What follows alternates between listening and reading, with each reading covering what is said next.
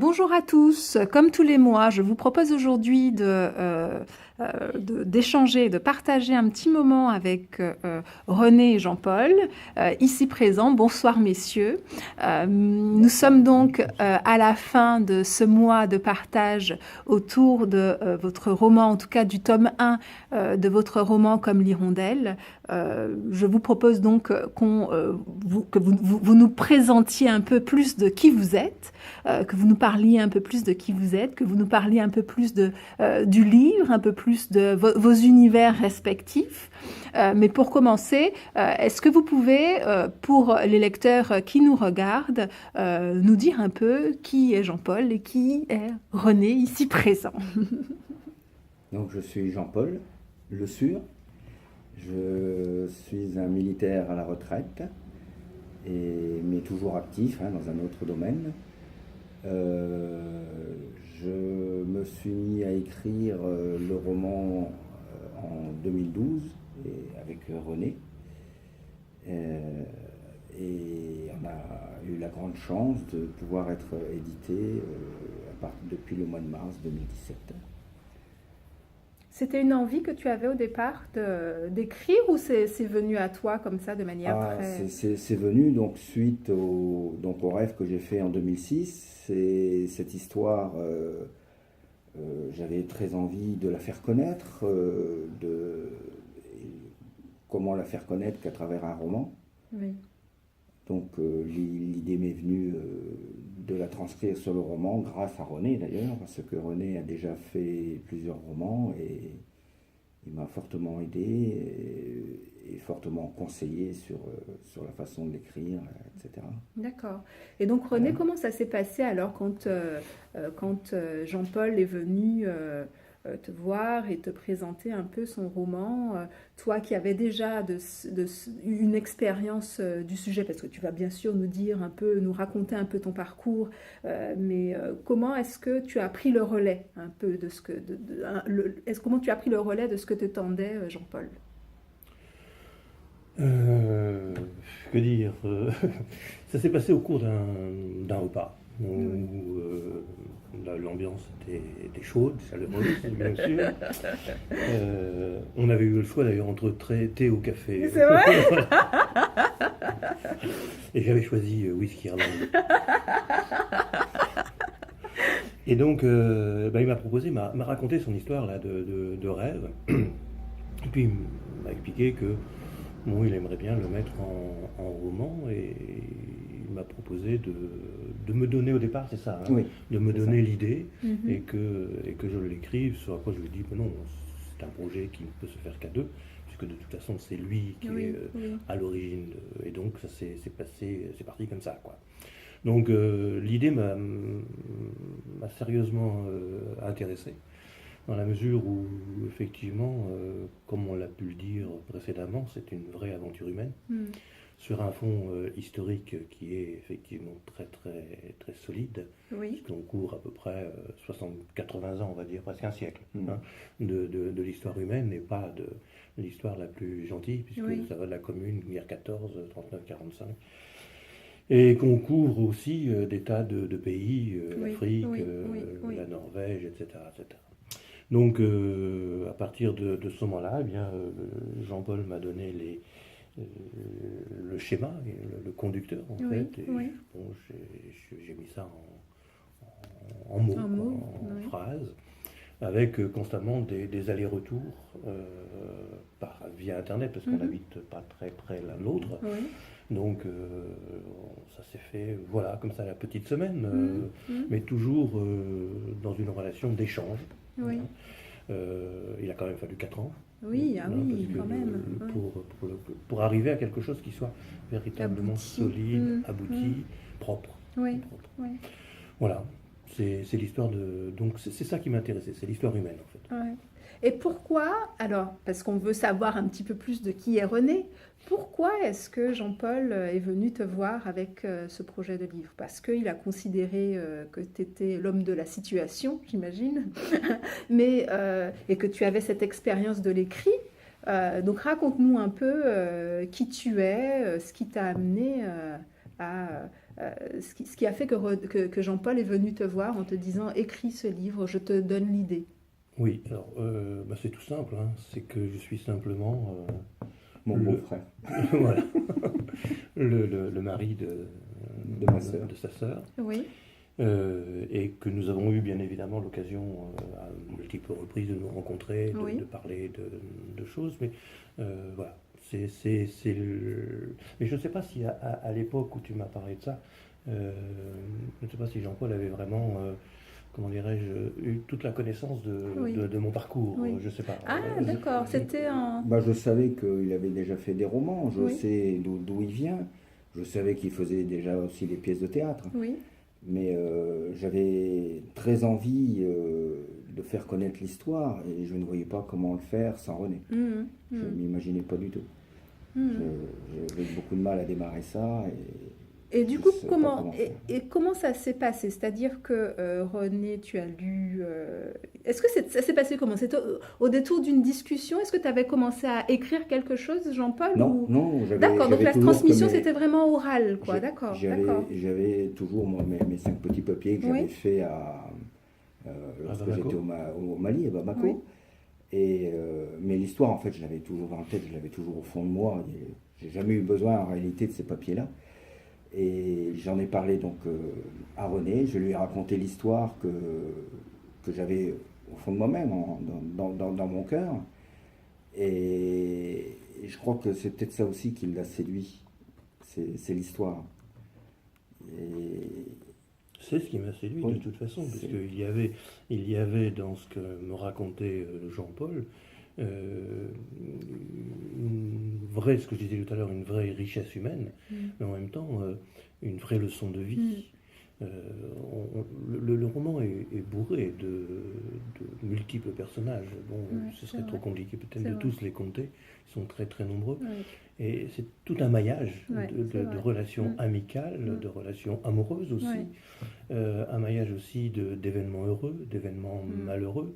Tout ça sur un fond qui est un fond historique, mm, hein, de la commune où cette femme quitte Paris alors qu'elle porte à l'origine mm, ouais, ce qui va donner naissance ouais, à nos ouais, héros, à Paul ouais, ouais. et Pauline. Bon, et tout ça, c'était vraiment pour moi très très intéressant au niveau de la richesse humaine, Oui, de d'accord. découvrir en fait ce Oui, qu'il y avait au fond de ces deux êtres, mais aussi de tout ce qu'on va découvrir au travers des autres personnages mm, qui sont des mm, compléments bien évidemment. mm.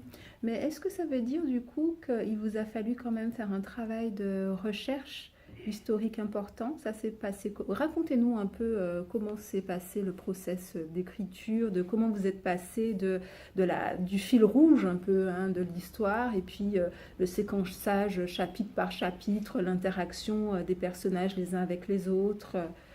d'accord. Alors là c'est le premier travail que j'ai fait. Mhm, Comme de toute façon j'étais à l'origine de mhm. l'histoire, j'ai déjà organisé Le à peu découpage, près c'est le D'accord, découpage. tous les chapitres. J'ai d'accord. fait tout le Ah oui, découpage. d'accord.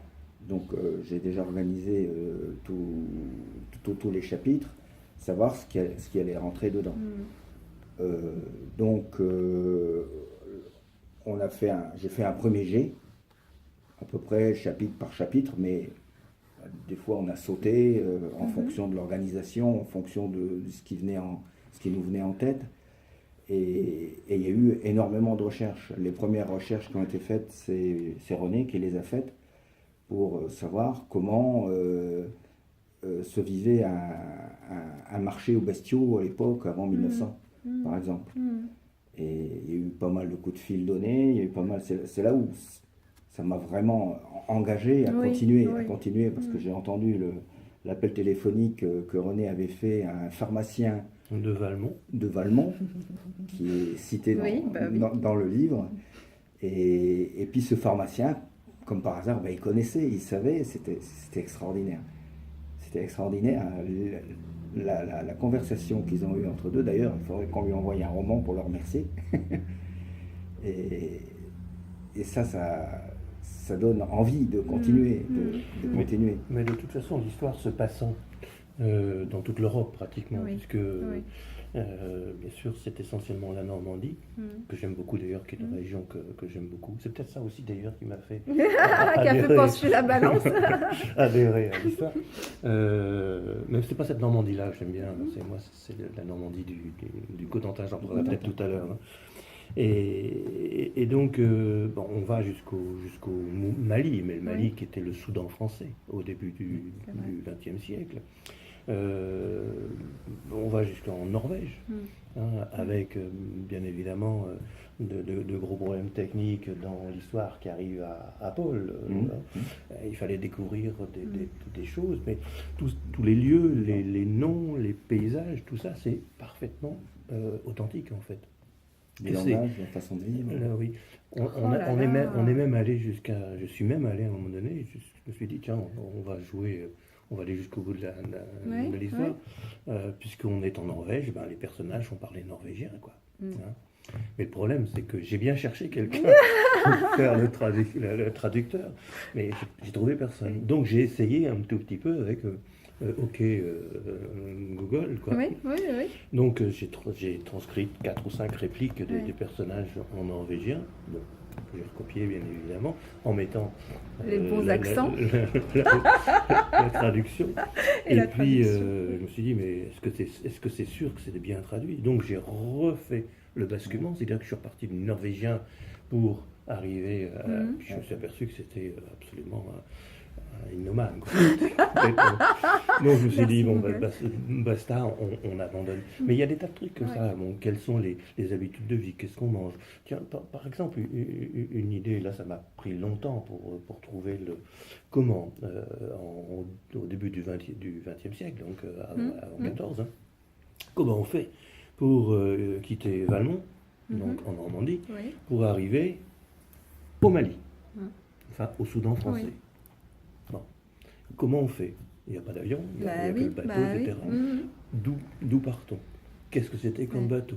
C'est clair. Donc ça a pris un temps fou. J'ai même retrouvé le bateau, le nom du bateau qui partait de Saint-Nazaire, pour arriver jusqu'en bas de l'Afrique.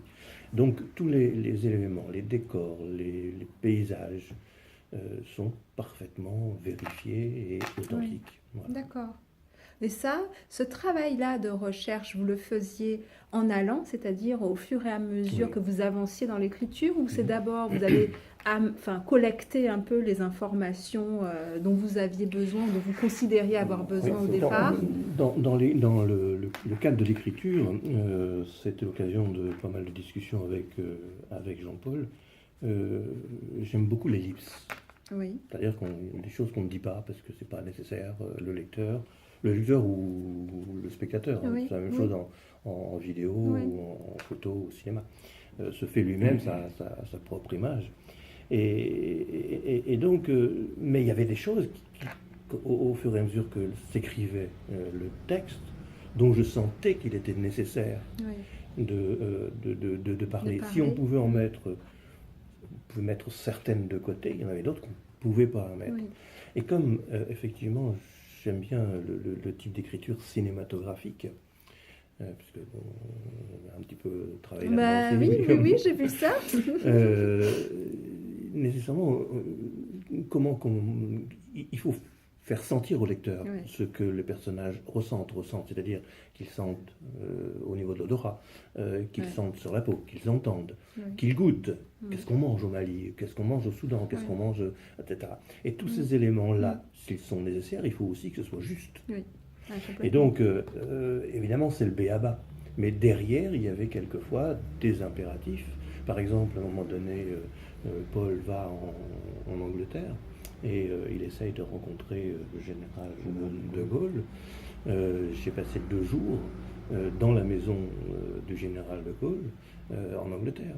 C'est-à-dire pour noter, parce qu'il y avait une visite virtuelle. Je ne sais pas comment j'ai fait, j'ai essayé d'y retourner, j'ai jamais réussi. Mais j'étais dans la maison de Gaulle. Donc ce qui est décrit, y compris le nom des personnages que notre personnage Paul rencontre, sont tout à fait authentiques. Et donc les descriptions, etc., ça supposait bien évidemment, comme on disait tout à l'heure, un temps incroyable de recherche. Et est-ce que vous avez fait, pendant ce temps de recherche, des découvertes un peu particulières? Oui. Oui. C'est-à-dire, Jean-Paul? Lors des recherches, déjà, vu l'époque, je ne savais pas si l'électricité existait vraiment. Je ne savais pas si ce qui existait exactement comme véhicule à l'époque, comme transport. Par exemple, ce qu'a fait comme recherche René pour aller au Soudan français, j'ai fait exactement la même recherche pour monter en Norvège. La Norvège, on n'y monte pas en voiture comme ça. C'est clair, c'est clair. Donc j'ai fait ce même genre de recherche. Est-ce que l'électricité existait? Est-ce qu'il y en avait partout? Je ne savais pas. Je savais qu'il y avait une ligne de train à cette époque-là qui commençait seulement à se construire pour monter jusqu'en haut de la Norvège, parce qu'on part du sud de la Norvège et on remonte jusque Narvik. Et coïncidence aussi, à laquelle où j'ai appris pas mal de choses, c'est que c'est à Narvik il y a eu les premiers débarquements français et anglais, là où habitait, comme par hasard, Paul. Mais il faut dire quand même ce qui est. À la base, vous êtes tous les deux férus d'histoire. C'est ce qui vous a embarqué ou pas du tout? Ou ça a été vraiment... Féru d'histoire, pour ma part... Je suis intéressé, Oui. je suis intéressé par l'histoire. Jean-Paul est plus Parce que j'aime intéressé bien. que moi. D'accord. J'aime bien, mais dire que je suis féru, pas à ce point-là. Pas à ce point-là, J'aime bien, je connais mon histoire, j'aime bien l'histoire de France, mais sans plus. Je n'ai pas fait de recherche comme un style historien. Oui, mais là, vous avez fait quand même Oui, de ce que... moi, ce qui me passionnait, ce qui m'intéressait le plus, c'était le comportement des personnages par rapport aux événements. Parce que on peut dire ce que l'on veut, mais on n'a pas du tout conscience de ce que pouvaient ressentir les gens en 39, 40, 41 par rapport aux événements qui se passaient. Complètement. Et la question, qu'est-ce que j'aurais fait moi si j'avais été dans de telles conditions? Donc c'est ça qui m'intéressait, c'est savoir peut-être pourquoi il y a eu à un moment donné chez tel ou tel personnage tel ou tel choix. Donc l'histoire, elle est en fait le moteur des choix des personnages, et c'est ce côté humain qui m'intéressait, plus que l'événement historique par lui-même. Oui, très bien. C'est pas un livre d'histoire. Ouais. C'est un livre humain. Oui, on est bien d'accord que c'est, en fait, si vous voulez, on a un, comment est-ce qu'on peut dire ça? La base, en tout cas, il y a un fond historique. Ouais, et sur voilà, la toile de fond, historique. voilà, c'était exactement ce terme-là que je cherchais. La toile de fond, elle est historique, et par-dessus, vous êtes venu raconter votre histoire. En tout cas, raconter le rêve, parce que tout part d'un rêve quand même. Et là-dessus, Jean-Paul, tu n'y couperas pas. Raconte-nous raconte-nous la genèse du livre. Raconte-la nous. Partage-nous ça. Je parlais de whisky irlandais tout à l'heure.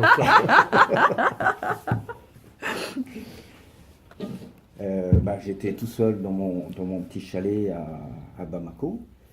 Et puis là-bas, à la télévision, il n'y a pas grand-chose. Et puis je me couchais relativement tôt. Et puis je me levais aussi relativement tôt. Je faisais régulièrement du sport. Dès que le soleil se levait, j'allais faire un petit peu de sport. Cette nuit-là, le matin, je n'ai pas fait de sport. Cette nuit-là, je me suis couché donc à mon heure habituelle, vers 21h. Et puis j'ai fait le rêve. Le rêve commençait à la naissance des héros, Paul et Pauline. J'ai bien cette image encore en tête où je vois la naissance. Je la ressens, je ressens ce que ressent Pauline, la maman, je ressens ce que fait le papa à côté.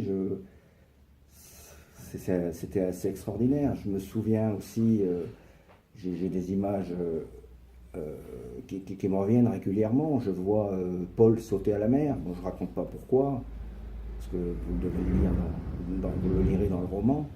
Je vois Pauline avec des petits-enfants noirs d'Afrique qui les soignent. Je ressens sa volonté de vouloir bien faire. qu'est-ce que je me souviens bien aussi? Je me souviens bien aussi de la blessure qui a provoqué pas mal de choses après la blessure de Paul. Euh, et je ressens aussi toutes ces, comment dire, meurtrissures, ça se dit ça? Ouais, toutes ces meurtrissures qu'ils ont ressenties pendant toutes ces périodes de guerre, d'injustice, mais aussi, je me souviens aussi du bonheur qu'a ressenti Pauline à certains moments, beaucoup plus du côté Pauline que du côté Paul. Paul était, dans mon rêve, hein, était un personnage très, très droit, très impliqué dans tout ce qu'il faisait, donc il réfléchissait beaucoup. C'est un homme d'action. Un homme d'action. C'est un homme d'action, et tout ça, je le ressens dans le rêve. Et je les ai vus vivre pendant 50 ans. Et j'ai tout ressenti, tout comme un témoin, et à la fois comme acteur. J'ai du mal à m'expliquer, j'ai du mal à comprendre. Et là, vous comprendrez bien que le matin, quand je me suis levé, franchement, j'étais complètement bouleversé et je ne savais plus qui j'étais. Ce qui est fascinant, en fait, et ce qui témoigne aussi de la force du rêve, c'est que au matin, il est resté comme une trace suffisamment forte qu'il l'a imprégnée pour que j'ai vu, hein, on a travaillé sur les 4 ou 5 pages écrites à la main pour que pratiquement tout le roman était déjà là. Donc oui, c'est quelque chose d'assez fascinant.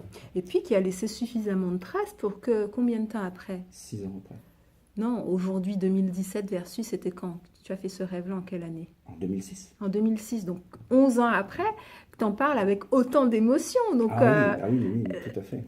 Donc je pense que oui, une marque un peu, pas indélébile, mais quand même suffisamment forte pour que... Je crois que je vais la garder toute ma vie, celle-là.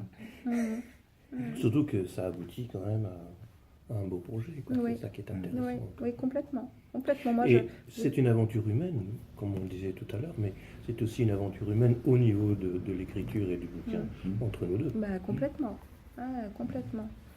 Et donc, du coup, vous disiez que ça a mis 4 ans, avec un travail d'itération, de va-et-vient entre vous deux pour vous mettre d'accord sur la tournure, sur la personnalité des personnages. Vous êtes mis d'accord sur tout ça ou c'était un peu... ou vous vous êtes réparti un peu le travail? Non, on ne s'est pas réparti le travail. On a fait le même. On a fait pratiquement pour le avoir même. 2 angles de vue différents? Ouais. D'accord. D'accord. En gros, moi j'ai écrit ma trame avec ma façon d'écrire. Qui ne correspondait pas du tout à celle de René, mais René a donc repris ce que moi j'avais écrit, a arrondi bien les choses, a enlevé des choses, en a rajouté d'autres, ce qu'il ressentait, et puis en fonction des recherches qu'il a faites, donc il a rajouté toutes ces recherches qu'il a faites.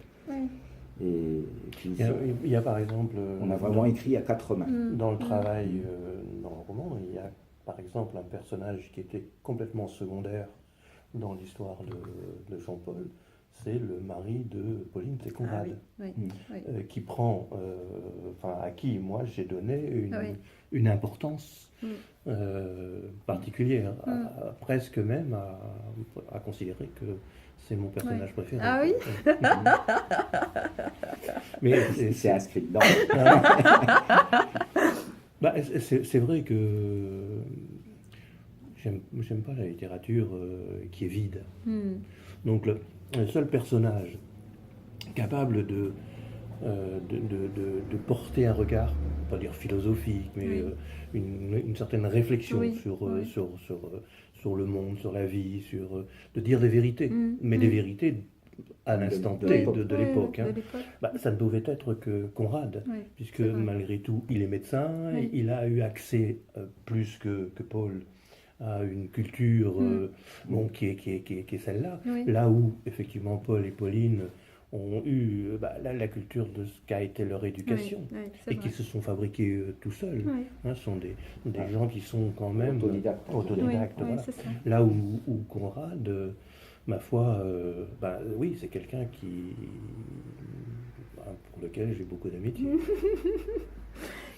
Et donc, parce que on vous a raconté un petit peu l'histoire du tome 1, sans trop en dire, on s'est plus s'arrêter au personnage, mais néanmoins, vous avez continué l'aventure, puisqu'elle ne s'est pas limitée à un livre, mais vous avez, là je vois le tome 2, si vous pouvez juste les montrer, les tomes 1 et 2. Voilà, l'aventure s'est poursuivie avec l'écriture d'un tome 2. Alors racontez-nous, alors bon, il y a une chute énorme du tome 1 qui ne laisse pas de doute sur le fait que voilà, un livre de... Voilà. Mais c'était voulu ça au départ? Vous étiez dit que Non, ce serait en 2 tomes? Le manuscrit en format A4 sous Word, Oui. police 11, je crois. Il se souvient de tous les oui, détails. fait quelque chose comme 800 pages. Et donc, Ah oui. ça ne rentrait pas dans... Ah bah oui, Ou alors, effectivement. bon, je sais que les lecteurs aiment bien, moi aussi, parce que je porte des lunettes. Vous emportez, je ne sais pas si vous avez des problèmes de vision, mais c'est vrai que c'est beaucoup plus agréable de lire quand même quelque chose assez facilement que de devoir chercher une loupe pour regarder. Oui. Donc voilà, c'est pas. Donc effectivement, on a opté pour. Au départ, j'avais d'ailleurs dit que il faudrait peut-être même le faire en 3 trois tomes. tomes. Ouais. Ça aurait pu Ça être. aurait Hein. pu. Mais bon, là, on a opté pour 2 tomes, mais je pense que c'est déjà pas mal. Alors, quel est, si on veut rester, si on veut relier un peu au-delà de l'histoire, quel est le message que vous diriez, vous avez voulu faire passer à travers ces 2 livres? Le message, en fait, il n'y en a pas. C'est qu'on a voulu faire découvrir une histoire. C'est une histoire qui aurait pu être vraie. Ouais. Bon, c'est un rêve, un peu, je dirais, un peu magique quelque part. Il y a une magie dans ce rêve. Je ne sais pas quelle était la volonté mystique. Je ne sais pas quelle est cette volonté donc mystique de cette histoire. Du message, le message qu'on pourrait peut-être en tirer, c'est croire en la vie, Ouais. croire Moi, c'est ça que j'ai retenu. en une volonté vraiment de vivre avec l'humain, d'être ensemble. Moi, j'irais peut-être un peu plus loin. Je dirais que il n'y a pas de message. Il y a des. Excusez-moi, c'est mon téléphone qui sonne. Oui. On va le laisser, c'est tout. Je n'ai pas le temps. Elle est belle, la musique. Elle est très douce. Bah oui, j'adore. C'est d'une femme qui m'appelle. Non, mais je plaisante. Donc je disais, il n'y a pas un seul, il n'y a pas de message en fait, mais il y a des messages. C'est-à-dire dans le regard que portent les personnages sur ce qu'ils vivent, par rapport aux événements, par rapport à l'homme, par rapport à leur relation, par rapport aux cultures. Bon, il est vrai que les personnages sont projetés là dans le Soudan français, pleine période du colonialisme, etc., etc. Il y a des évidences qui apparaissent. Et c'est là où je parlais tout à l'heure de Conrad, parce que ces évidences-là, Conrad les révèle. Et il les révèle avec une force, comment dirais-je, puissante, d'autant qu'il a un ami qui est lui-même africain, le fameux Sceau.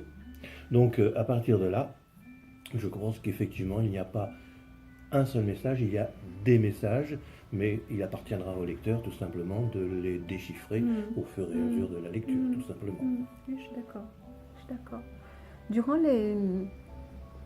Durant les dernières 10 minutes qui nous restent là, j'aimerais que vous nous parliez un peu, qu'on s'attarde un petit peu sur ce que vous faites, sur votre actu, sur la suite de l'écriture de ce livre qui s'est achevé en quelle année? Rappelez-moi. Cette année, en 2017, avec l'édition. Non, vous avez mis 4 ans pour le... En août 2016. En août 2016, d'accord. 2016, et donc, définitif. Quelle a été la suite pour vous, dans vos vies, après l'écriture de Comme l'hirondelle? Eh bien, René s'est attaché à envoyer ça à des éditeurs. Mais pas forcément lié au livre, hein, d'une manière générale. Ah, Est-ce que vous d'accord. avez continué dans l'écriture en écrivant une nouvelle histoire et en démarrant un nouvel écrit? Ou est-ce que, au contraire, comme tu disais tout à l'heure, il fallait que cette histoire, elle soit connue, en tout cas c'est comme ça que tu l'interprètes. Est-ce que une fois que tu as apposé le point final sur ces deux ouvrages, bah, tu es passé à autre chose et tu n'as plus du tout Oh, bah, éprouvé le besoin d'écrire? non, parce que j'étais toujours dans. J'ai pas éprouvé le besoin d'écrire tout de suite. J'ai voulu attendre, savoir ce que ça allait donner. Ouais, d'accord. Et puis lorsque l'éditeur nous a répondu au mois de novembre qu'il était d'accord pour éditer, là ça m'a fait un bon petit coup au cœur. Et puis le jour où il a été édité, qu'on a eu nos premiers livres, qu'il a été mis en vente, c'était une explosion de joie. C'était pas de la fierté, c'était beaucoup plus de la joie.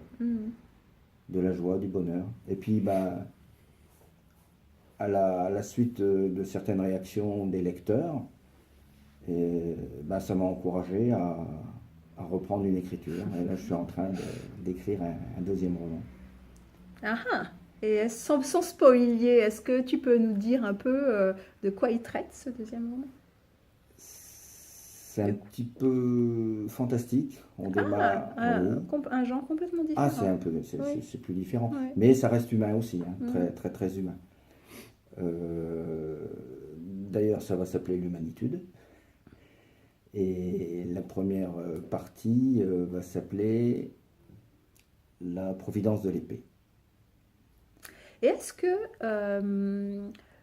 tu prévois de partager l'avancée de tes écrits avec des lecteurs? Et si oui, par quel biais et comment on fait pour te suivre? Ou est-ce que quand tu écris, tu sais quand même très confidentiel dans le sens où tu partages avec ton entourage proche, mais que ça ne va guère au-delà? Oh non, je partage. J'essaie de partager pour avoir des avis. Et donc, comment on d'ailleurs, fait si on veut savoir comment tu avances dans l'écriture de l'humanitude? ah ben, je le mets pas, je le mets pas sur les comment vous dites, sociaux, les réseaux sociaux. Non, je le mets pas sur réseau. Oui, sur je les me réseaux doute, sociaux pas le pour livre, moment. pas Ouais. l'écrit à proprement parler, mais tu sais Mais on n'a aucun moyen pour te suivre, Jean-Paul. Si on a envie de te suivre dans ton... je vois pas D'accord. comment. Ton actu, quelle est-elle? Mon actu, là, en ce moment, Oui. je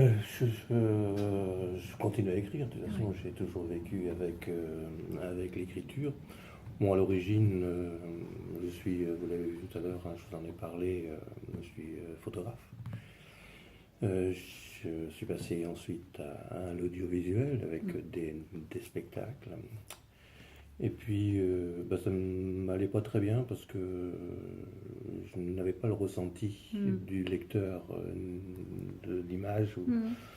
Donc, j'ai suivi de la formation théâtrale et je me suis lancé au théâtre, dans le théâtre, quoi. Donc, depuis des années, j'écris, je produis des pièces de théâtre. Et en ce moment, je gère une compagnie de théâtre qui s'appelle la Compagnie de l'Artois. Et nous sommes en répétition de 2 pièces cette année. Oui. Alors, l'originalité de cette compagnie, c'est que nous n'utilisons pas de pièces du répertoire, mais c'est moi qui écris toutes Oui, toutes donc les ça pièces. demande un travail Ça demande un conséquent. travail énorme. Cette année, j'ai une de mes comédiennes qui a pris le relais, qui a écrit une pièce, une petite comédie, qui va être mise en scène, qui est actuellement mise en scène. Et puis là, j'ai une grosse pièce très sérieuse, très, très violente également, qui sera d'ailleurs à la représentation des conseillers au moins de 16 ans, qui va s'appeler les Portes et qui va parler de l'amnésie traumatique.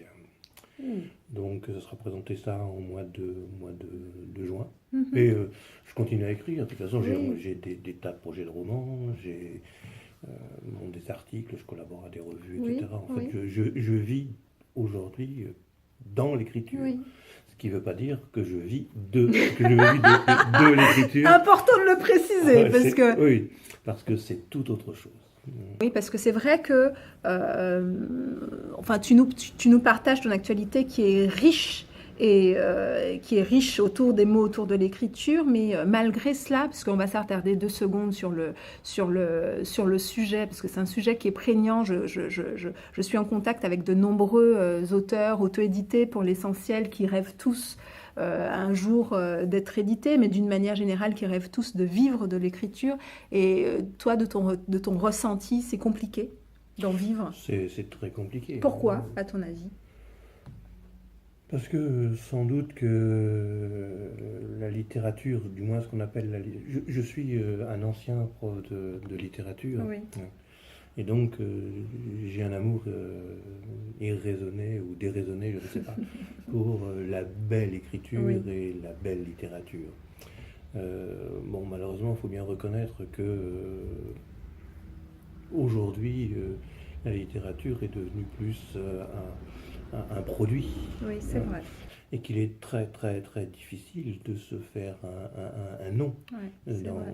dans ce domaine-là. Mm. Sauf si on porte déjà un Ah nom. bah oui. Ouais, Ou alors vrai. il faudrait C'est par vrai. exemple que ce roman par exemple là soit adapté au cinéma. Vous y avez pensé à ça, à faire en sorte que, ou via votre maison d'édition, à le proposer en tant que... Alors j'ai Pour qu'il soit adapté. Ouais. Oui, j'ai un ancien projet. Je vous dirai pas Ouais. les noms, hein, je ne Ouais. vous révèle absolument rien mais je peux vous garantir que c'est vrai.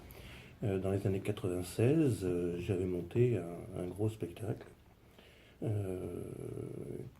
où j'étais seul en scène entre Oui. un piano et puis un miroir et qui a pas mal tourné sur la région. Mais en même temps, j'étais aussi animateur de radio.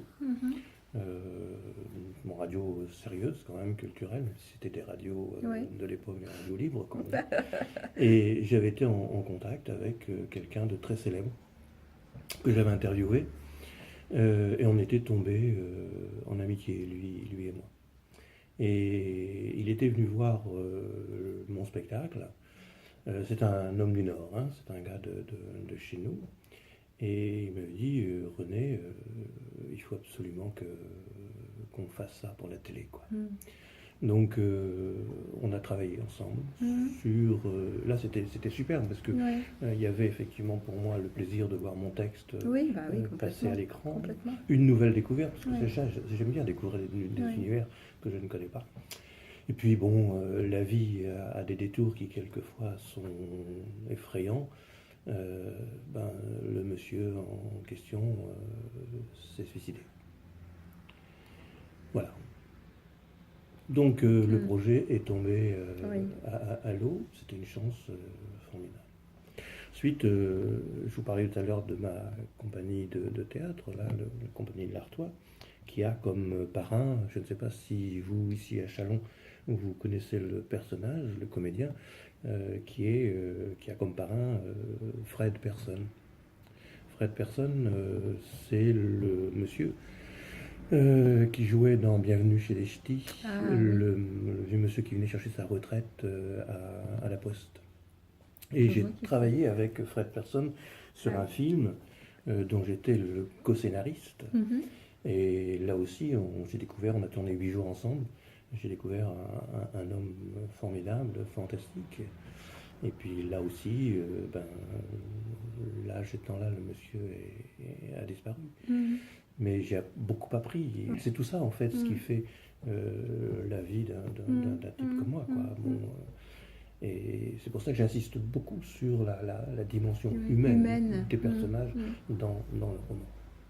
Parce que c'est ça l'essentiel, après tout. Après, bon, vous savez, j'ai commis je sais bien, quelle année, je ne sais plus, un roman qui s'appelait La maison des vents perdus. 89, c'est ça, 89, qui a eu un beau petit succès de librairie. Et à la suite de ça, j'avais un contrat avec un contrat pour 4 romans avec l'éditeur qui m'avait, comment dirais-je, qui m'avait publié. Et puis la boutique est fermée, donc mon contrat de 4 romans est devenu caduc, et puis voilà, mais c'est constamment, Oui. il faut toujours une remise en cause, Oui. quoi. Il y a Oui, toujours oui. quelque chose Oui. qui bon, peut-être que la chance n'est peut-être pas de mon côté, elle est de mon côté de toute façon déjà, parce qu'on a Ah bah réussi oui. quand même à Ah avoir bah fait complètement. Ah, Mais voilà, c'est un petit peu la vie que doivent mener beaucoup d'artistes, je Oui, mets oui, artistes oui. entre Oui, guillemets, oui, quoi. oui, Voilà. oui.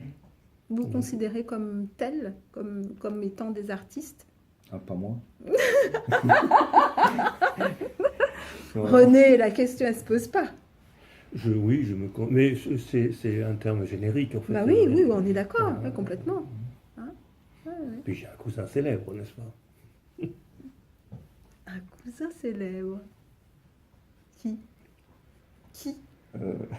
C'est quoi son prénom déjà? Jean. Jean. C'est vrai? Ouais. Non. Non. Mais ça marche à tous les coups. Hein. Ben écoutez, messieurs, on arrive à la fin de ce moment de partage avec les lecteurs. Que vous dire, si ce n'est merci. Merci C'est d'avoir nous fait qui le vous déplacement remercions. déjà, René, et puis Jean-Paul, bien sûr.